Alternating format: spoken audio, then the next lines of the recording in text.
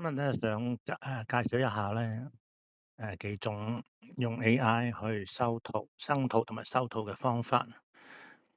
響呢度有啲網上嘅材料啦，咁揾到一啲網上嘅材料，譬如話呢幅啦，咁佢本身係半身，咁如果想做翻一個全身嘅效果咧，咁你就可以用擴圖方法。咁擴完圖之後咧，通常就會出咗呢一種嘅效果啦。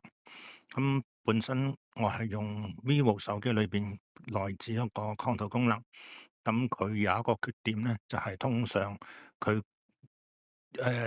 自己擴出嘅下半身嘅衣服咧，都係一啲長褲或者長裙嘅。咁如果你想做啲短褲短裙咧，咁你就需要去進行修改啦。咁我再幅相咧，去擺入去豆包裏邊咧進行修改。咁你就要講翻俾佢出，叫佢係改成用嗰個短褲啦。咁佢就會生成到呢一種嘅效果啦。咁仲有其他嘅例子㗎，好似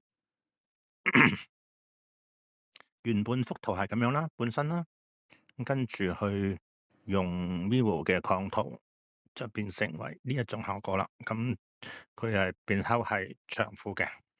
咁所以咧，如果你想改成為改咗件上衣同埋下身嘅褲咧，你就需要咧去到豆包裏邊咧係進行一個修改啦。豆包裏邊咧，你只要備翻一個提示詞佢，或係一個小背心啊，同埋一個短褲啊，咁佢就可以改成為呢一個效果啦。咁第三個情況咧就係、誒先啦，第三種情況嘅原圖咧就係、誒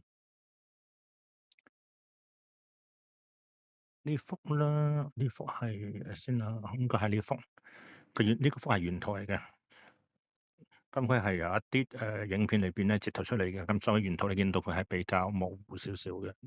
你都可以去修圖嗰陣時候咧，加翻高清。咁第一次擴圖出嚟嘅結果咧，就係、得出呢一個效果咯。一種咧係長裙啦，或者呢一種咧係模見到左手邊度咧好模糊嘅，個效果唔係太理想。咁所以咧就拎去一個豆包裏邊咧係進行一個修改咯。第一幅咧就係、修改成為短褲啦，咁另外呢幅係修改成為短裙嘅效果。咁咧就係可以做到將原圖嘅本身相咧係改成為你想要嘅一啲比較全新嘅效果啦。咁今日咧就分享到呢度為止啦，下次再見。